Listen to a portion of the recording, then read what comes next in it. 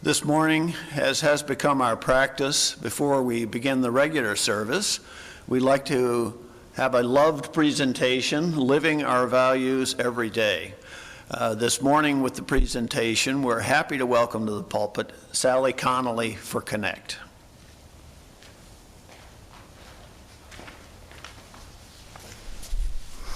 Good morning, and thank you, David.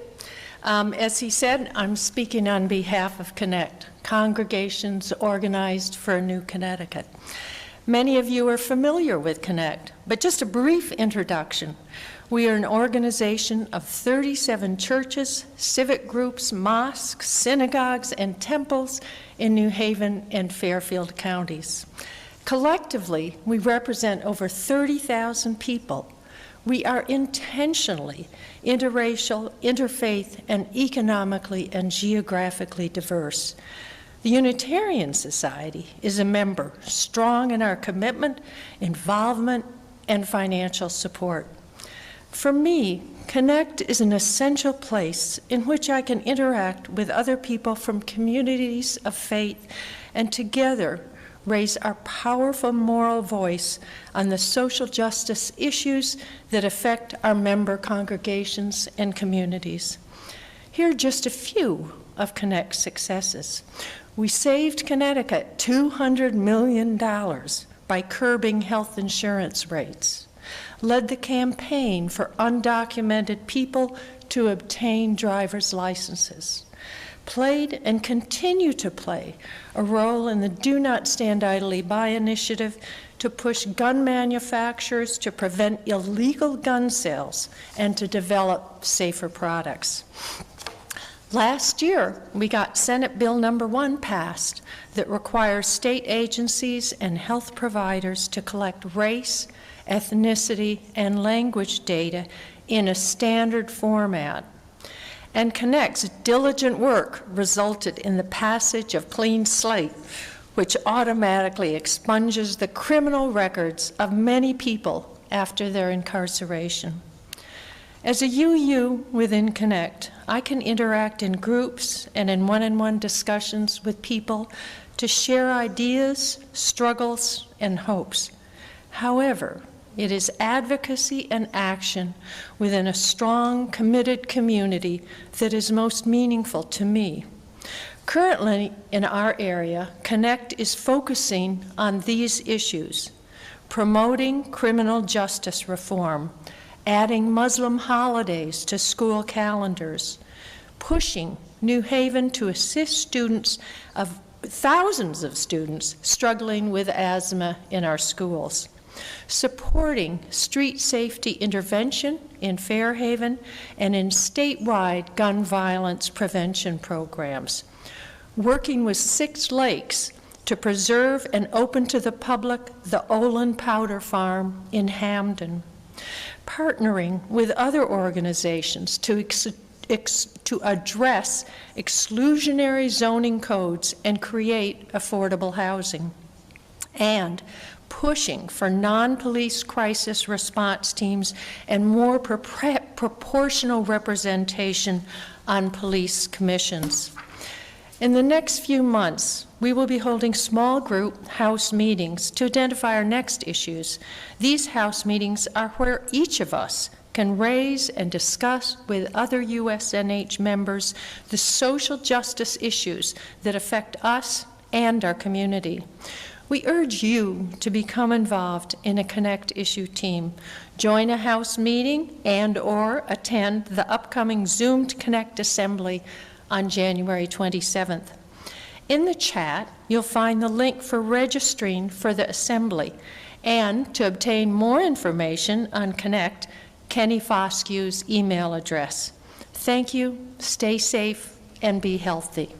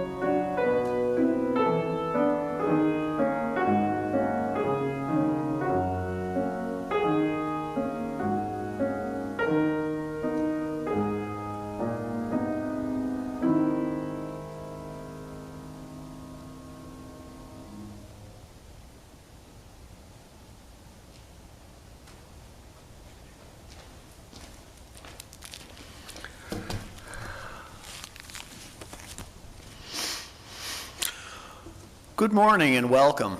My name is David Jones. My pronouns are he, him, and his. I'm a member of the worship committee, and I'll be your worship associate this morning.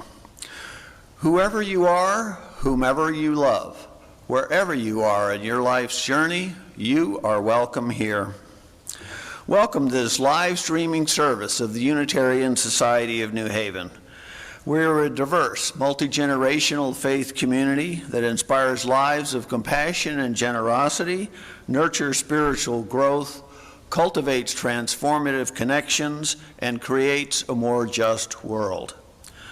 This is a congregation that believes Black lives matter, that every person has the right to affirm their own gender identity and expression, and that all people are inherently worthy.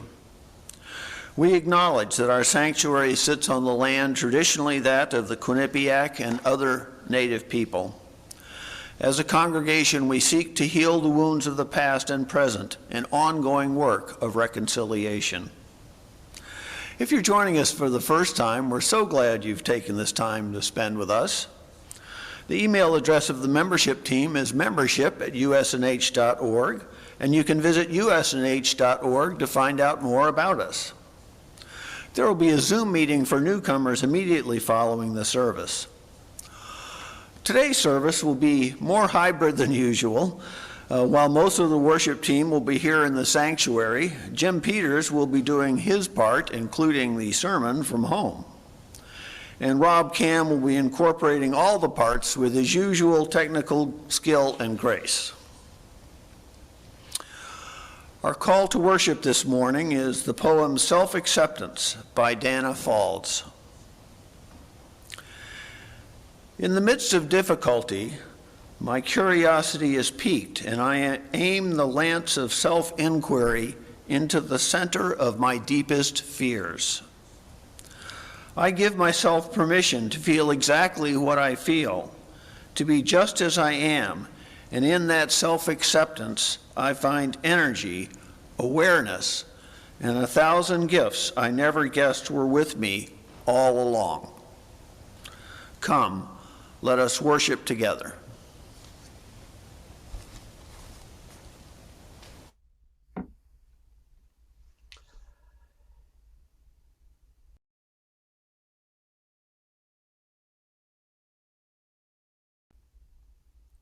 As David lights the chalice, symbol of our Unitarian Universalist tradition, he lights that in that the flame's light might help us to see that each of us, as we are, is enough. May the heat emanating from the flame remind us to treat ourselves with warmth and with caring.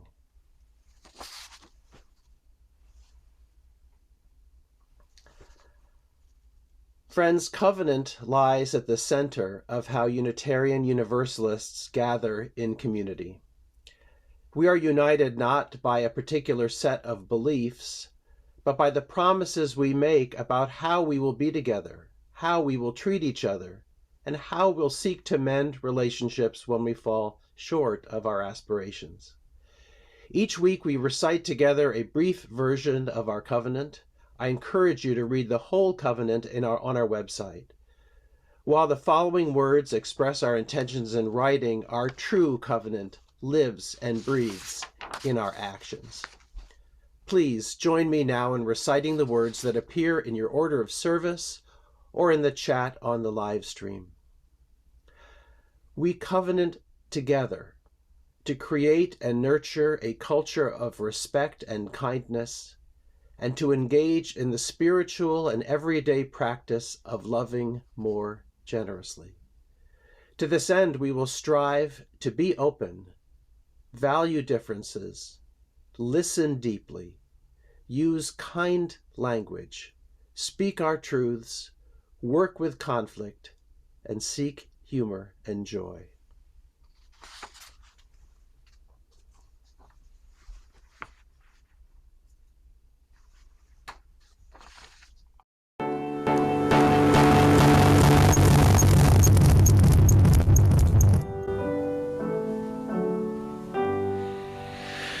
Come, soul of all all things make it mine to feel amid the city's jar that there abides a peace of thine I did not make and cannot mar.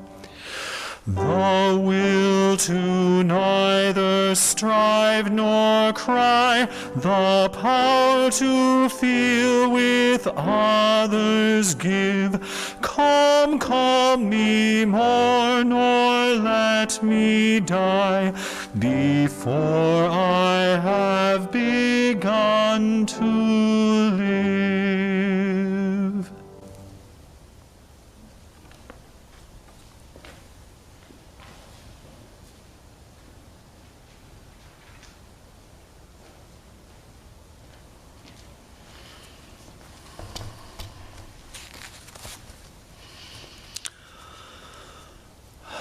I invite you now to join me in holding in our hearts the joy and sorrow of those around you, closing your eyes and going inward if you are comfortable doing so. Today, some woke with a sorrow so great they asked for the help of this community to carry it. Others woke with a joy so great it must be shared. We keep in our hearts all of those who have suffered a loss during this latest COVID surge.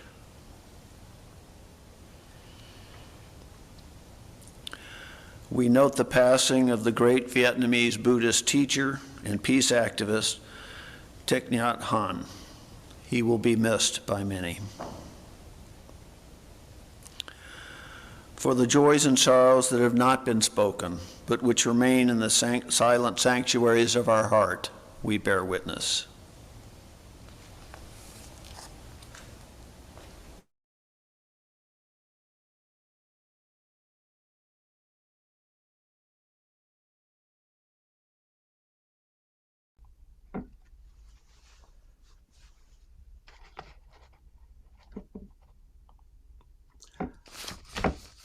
Our meditation this morning is another poem by Danna Folds titled Maybe Not, and it'll be followed by a period of reflective silence.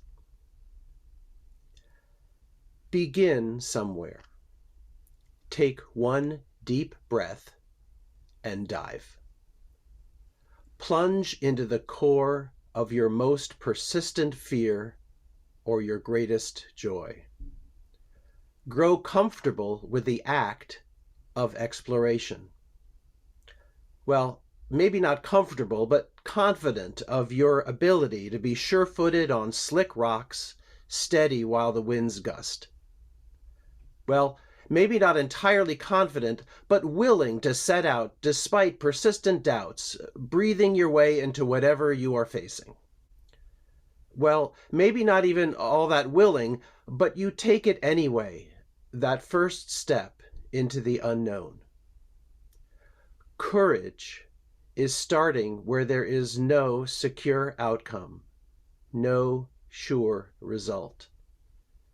The secret is you can begin again at any time. Take one deep breath and dive.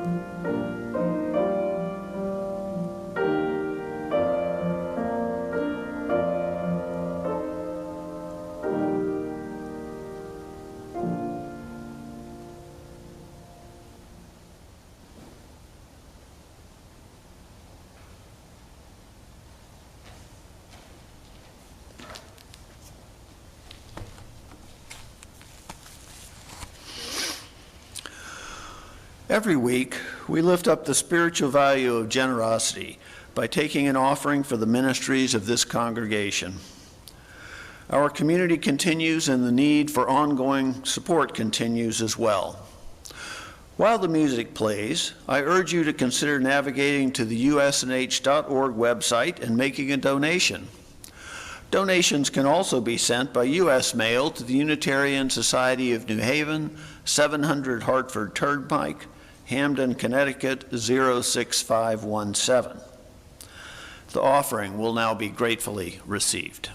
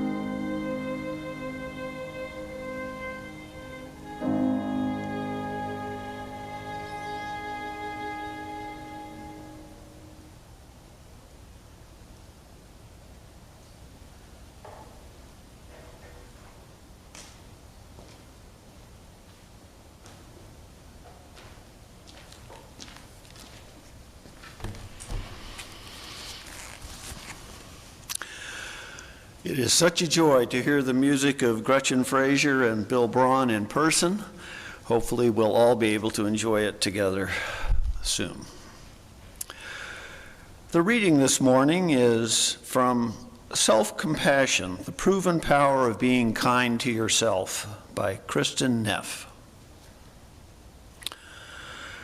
Rather than trying to define our self-worth with judgments and evaluations, what if our positive feelings toward ourselves came from a totally different source? What if they came from our hearts rather than our minds? Self-compassion does not try to capture and define the worth or essence of who we are. It is not a thought or a label, a judgment or an evaluation. Instead, self-compassion is a way of relating to the mystery of who we are. Rather than managing our self-image so that it is always palatable, self-compassion honors the fact that all human beings have both strengths and weaknesses. Rather than getting lost in the thoughts of being good or bad, we become mindful of our present moment experience, realizing that it is ever-changing and impermanent. Our successes and failures come and go. They neither define us nor do they determine our worthiness. They are merely part of the process of being alive. Our minds may try to convince us otherwise, but our hearts know that our true value lies in the core experience of being a conscious being who feels and perceives. This means that unlike self-esteem, the good feelings of self-compassion do not depend on being special and above average or on meeting ideal goals.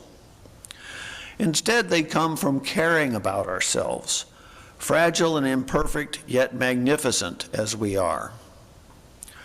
Rather than pitting ourselves against other people in an endless comparison game, we embrace what we share with others and feel more connected and whole in the process.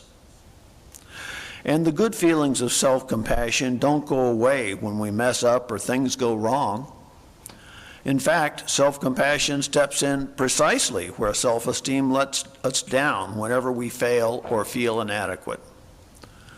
When the fickle fancy of self-esteem deserts us, the all-encompassing embrace of self-compassion is there, patiently waiting.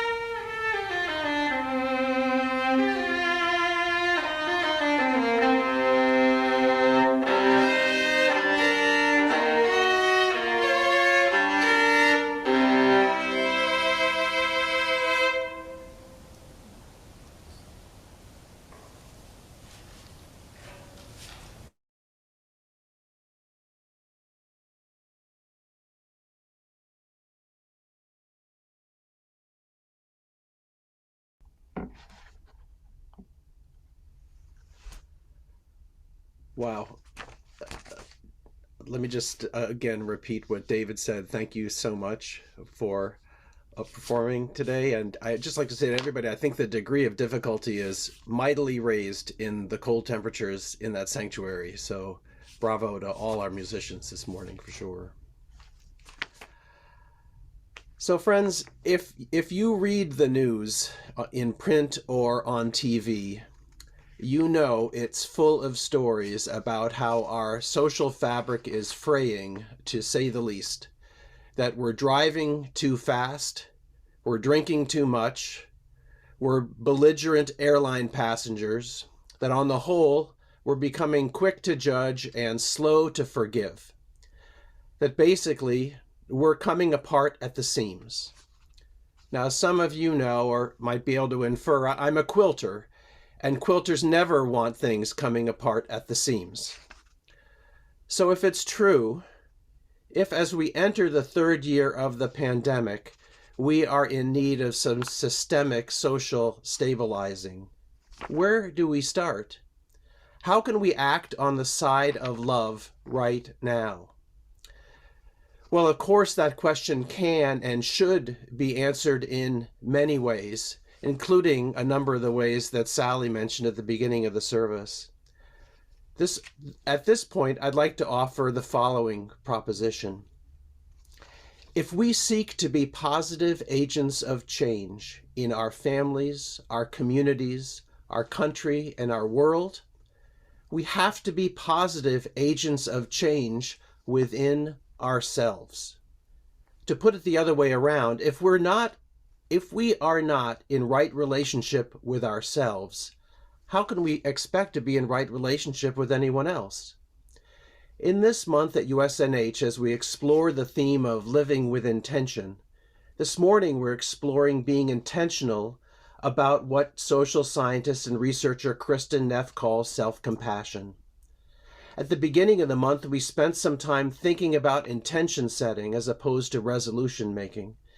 In this follow-up service, we're leaning into a particular kind of intention, an intention toward being kind to ourselves.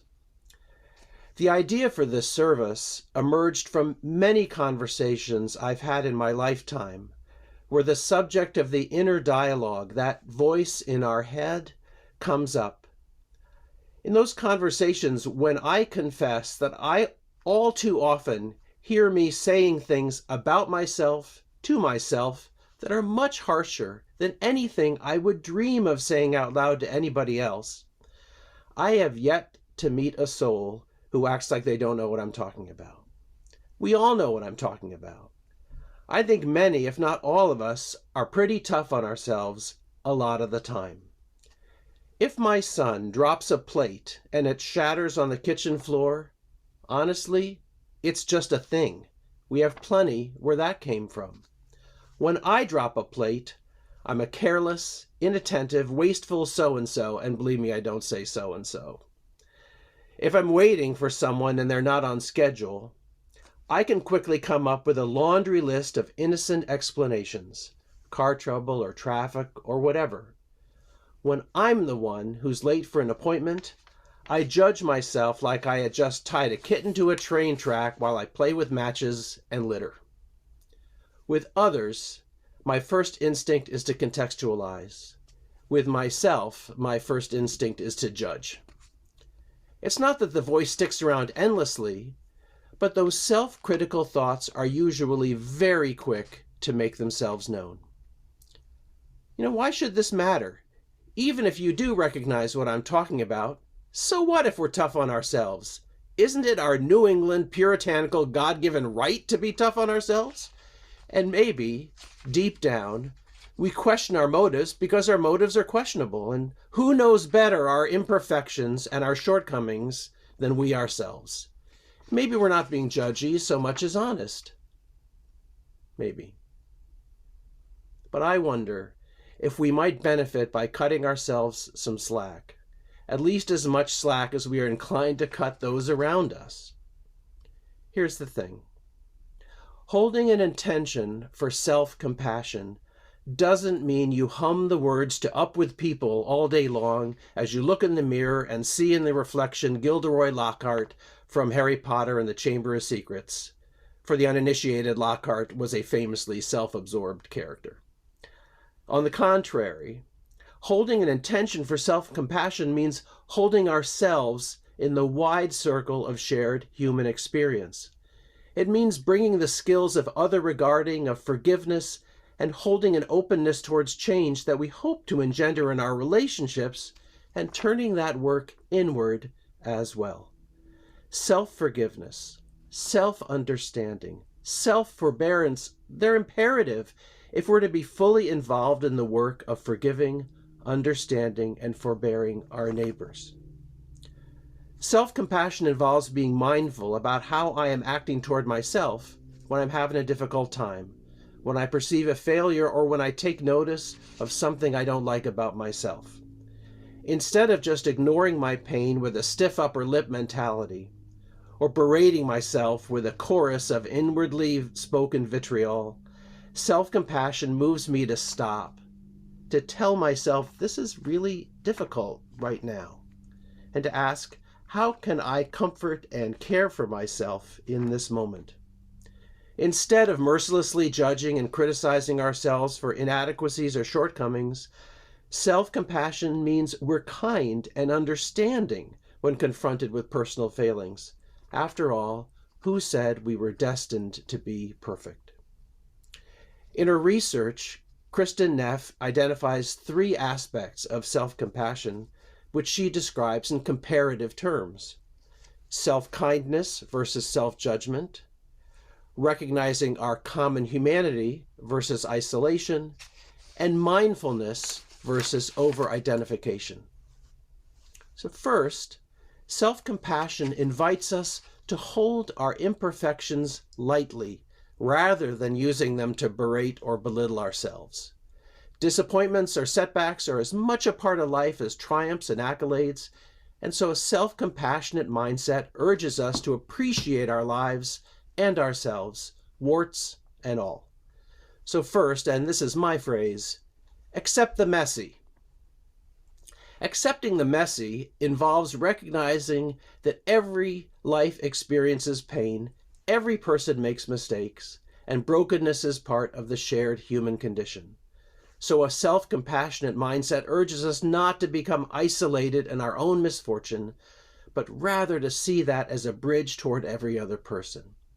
This is a key insight I want to underscore. Being self-compassionate doesn't mean to be so inwardly focused that the rest of the world falls away into nothingness. It means treating yourself with kindness and support so you have the strength and energy to engage the world. So first, embrace the messy. Second, remember you're not alone. Your neighbor is no less messy than you. Thirdly, self-compassion calls us to a certain kind of mindfulness which asks that we bear our struggles with honesty and self-awareness so that we neither minimize our pain nor exaggerate it out of all proportion. Being mindful of our experience and compassionate towards ourselves, we strive to hold a balance. To quote Kristin Neff, mindfulness is a non-judgmental, receptive state in which one observes thoughts and feelings as they are, without trying to suppress or deny them. We cannot ignore our pain and feel compassion for it.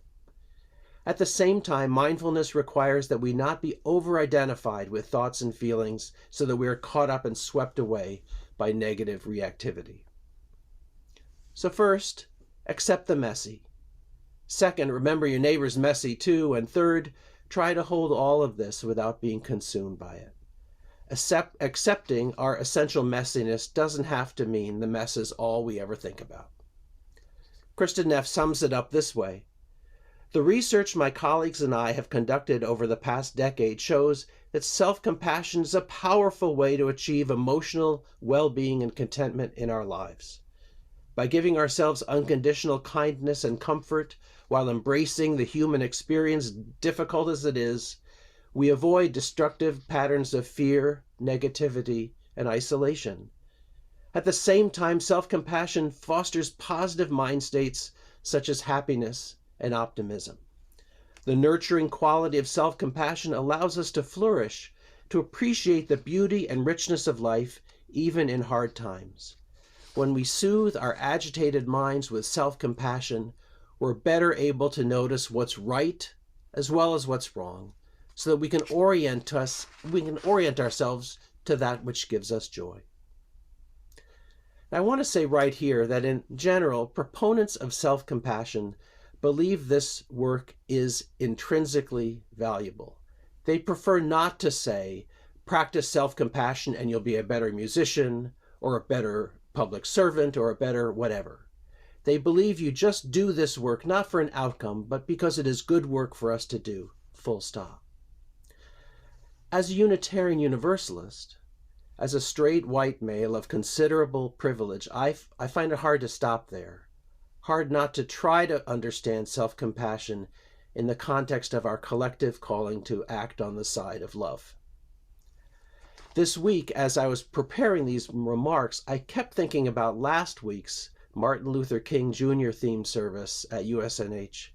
In particular, when Reverend Linda Susan was discussing the sit-in at Woolworth's in 1960, when 4 young black men sat at the food counter in Greensboro, North Carolina, and asked for donuts and coffee, despite knowing that the side of the counter they were sitting on was for whites only. They and the dozens, and then hundreds, and ultimately thousands of others who followed suit at that store and others had to endure taunts and humiliation and the threat of arrest or direct violent retribution.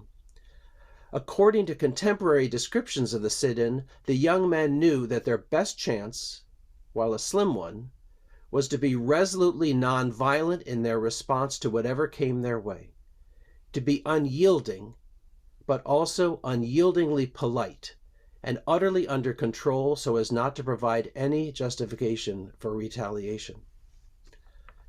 I can only imagine how stressful that situation must have been.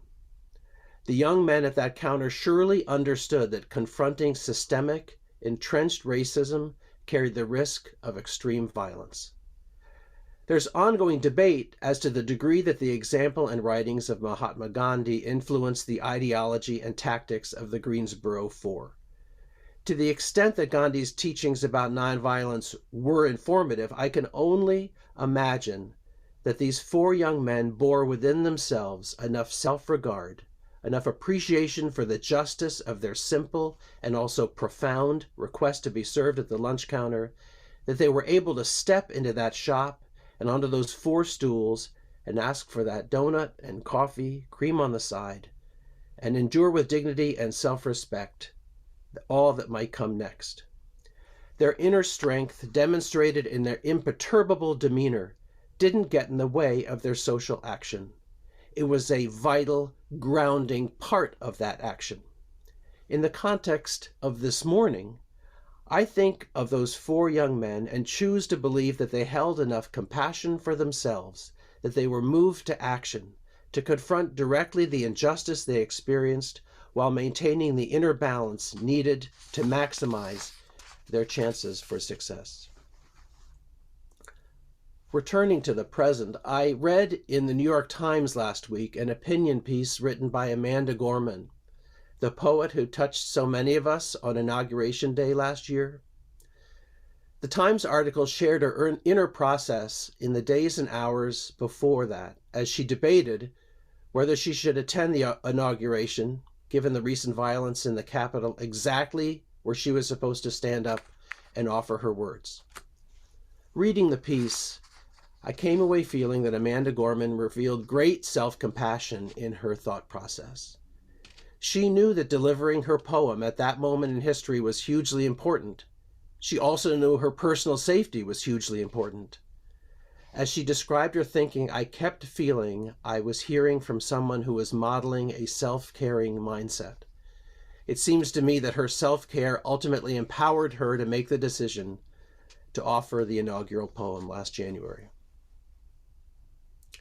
Even closer to home, as I reflected on compassion this week, I wanted to see how the word is used in our own essential documents at USNH. The answer is it's used a lot. If you go online to the USNH website and click on About Us and then to Our Mission, Principles, and Values, you'll get to a page that shares our mission, principles, and our values. And guess what?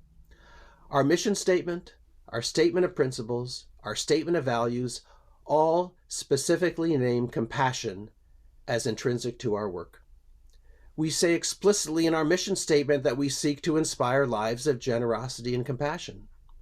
Our statement of principles begins like this: welcome to Unitarian Universalism. We are brave, curious, and compassionate thinkers and doers. Our value statement begins this way: the values we hold in common are justice, connection, generosity, compassion, and spirituality. It could not be more clear that at USNH, compassion is a fundamental concept. I was especially drawn to where compassion appears in our covenant. It's in the section entitled Work with Conflict, addressing differences with honesty and compassion, requesting support when needed, making and receiving authentic apologies, being willing to forgive. Of course, this didn't come as a surprise. The word compassion itself means literally to suffer with. There's an inherently relational aspect to being compassionate, and so I'm not surprised the idea is all over our identifying documents. I think that's vital to remember. Compassion is part of what we sign on to with each other, especially when tensions are high. When there's conflict, we agree to try to suffer with rather than suffer away from or suffer against. Advocates for self-compassion assert that we ourselves are worthy of the same attention and forgiveness we ask of others. I would say that as Unitarian Universalists who so own compassion as an indispensable interpersonal virtue, that we owe it to ourselves to apply that same virtue to our own inner lives, to live within ourselves in ways we aspire to live with one another. I do wonder, is it possible to be deeply compassionate to others without being compassionate to ourselves? I've debated this point with friends. Here's where I come out. I think doing the work of being self-compassionate, of using kind words to ourselves, of leaning into loving ourselves, that work just can't make us less able to do that for other people as well. On the contrary, I think self-compassion can open us up to being more available. For me, it's not about turning inward to shut out the rest of the world. Rather, self-compassion helps to nurture the strength and energy to take on and offer the best of ourselves to the rest of the world. I asked a question at the outset of this sermon: how can we side with love right now in these stressful times? I hope I've made the argument that an intention towards self-compassion can be a part of the answer. We must live out our commitments to the world around us, commitments in our mission statement, our values, our principles, and our covenant, while tending the garden within. If any of this has you curious about exploring the idea of self-compassion in further detail, the good news is that there are lots of excellent resources available. A few are included at the bottom of today's order of service. I especially invite you to explore Kristen Neff's excellent website, selfcompassion.org, which is full of useful information and suggested activities for further exploration. I'll share a couple of those exercises now just to whet your appetites. As I say, these and others are available online, so you don't have to remember them as I explain them. The first exercise I'm calling the friend in the room. Think of a situation. It could have been recent or long ago when you were in contact with someone who was sharing a deep problem or concern with you, when they were emotionally hurting and vulnerable. Try to remember the mindset you had when you were with them. What feelings were you trying to convey? What kind of emotional space were you trying to hold? What did you hope they would receive from you? You could write a few words to describe your intention toward your suffering friend. Now try to hold a moment in your life when you were feeling vulnerable yourself. You are now the friend in the room with you. How did you treat yourself? Write a few words about how you cared for yourself at a vulnerable moment. Thinking of the emotional space you held with yourself and the space you held when you were comforting someone else, were you as compassionate with yourself as you were with your friend, or were there notable differences? Reflect on whether it was easier or harder to support your friend or yourself. Here's another exercise, number 2, I'm calling self-compassion in action. Think about something in yourself that you feel critical about, not good enough, something that arouses insecurity or shame, something about you you're not proud of. You can write it down or not. You probably don't need to be reminded of what it is. If you're like me, you probably remind yourself of it all the time. Now imagine you had confided this part of yourself to a friend in a deep, intimate, caring conversation. Now imagine a few days later, in the mailbox arrives a letter from your friend. You recognize the handwriting right away. You take a deep breath, maybe make a cup of tea, and sit down with the letter. It begins, "You've been on my mind since we talked. This is what I want you to know from my heart." So, what's in the letter? Could you write a letter to yourself as a friend, speaking to whatever gives you pause or causes you regret, as you might to your friend? What words would you use, especially knowing the issue as well as you do? Who could know it better? Are there ways we can help ourselves to carry our burdens, perhaps even to lighten them, if we only ask ourselves for help? And finally, here's a different way to think about integrating self-compassion into daily life. Sherry Friedrichsen, master yoga and meditation instructor at the Himalayan Institute in northeastern Pennsylvania, talks about the idea of the yoga mat as being a 2 by 6 foot space, roughly 12 square feet, where she tries especially to practice self-care and using kind words to herself. If her practice isn't perfect on a given day, or her breathing, or her ability to quiet her thoughts in meditation, she tries to hold, while on the mat, a disposition of non-judgmental openness and self-forgiveness. Perhaps that's a practice we could all explore, finding at least one small space in our lives, in our homes, in our cars, where we explicitly put aside self-criticism and just accept ourselves for who we are and who we are not. And maybe that space could grow just a tiny amount every day, from yoga mat to yoga room to the whole house and beyond, until everywhere is a place we hold ourselves gently and with compassion. Friends, how can we side with love in fractured times? For a start, by holding ourselves in love, holding our own hand gently, and then extending it to those around us who need that helping, helpful, compassionate hand. By accepting the messy, by accepting our messy neighbors, and by holding it all as lightly and as much balance as we can. Will that heal the world? I don't know. Will it help heal us? I hope that it can. So my friends, the next time a plate slips from your soapy fingers and smashes to pieces, I urge you to speak as kindly to yourself as you are able. I urge you to lean into an intention for loving yourself, for caring for yourself, for appreciating yourself. Intend some self-compassion. At least that's what I will try to do. May it be so, friends, and blessed be.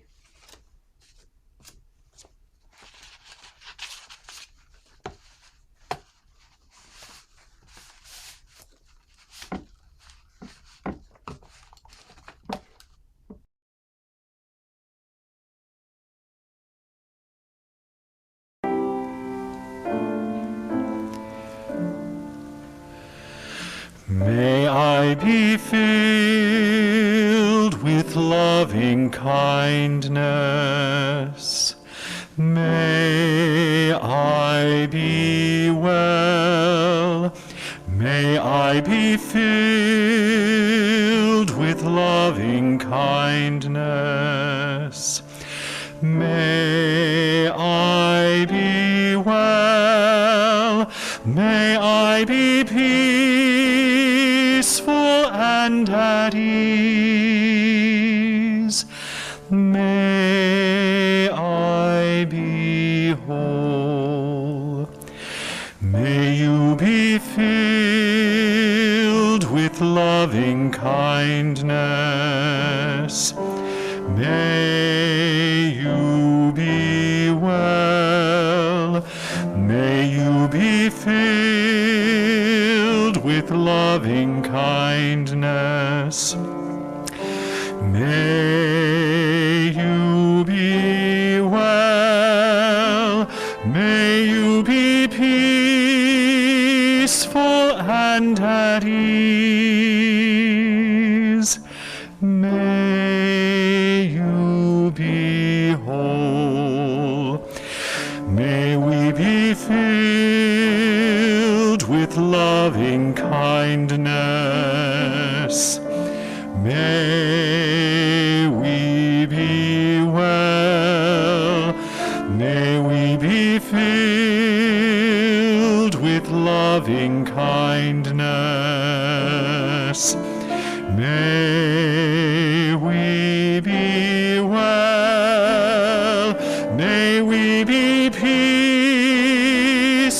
and at ease. May we be whole. May all be filled with loving kindness. May all be well.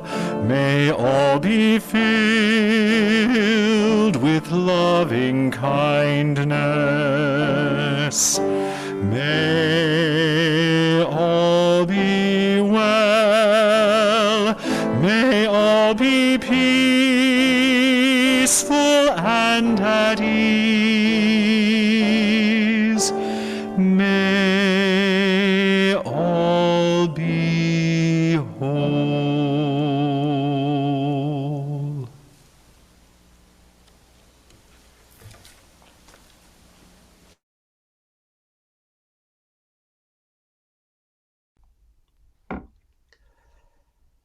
As David extinguishes the chalice, would you please say with me the words in our order of service? We extinguish this flame, but not the light of truth, the warmth of community or the fire of commitment.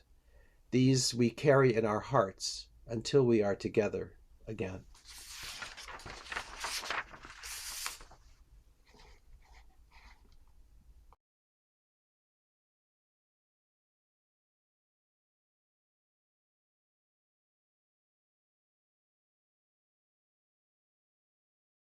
When you begin to touch your heart and let your heart be touched, you begin to discover that it's bottomless and it doesn't have any resolution, that this heart is huge, vast, and limitless.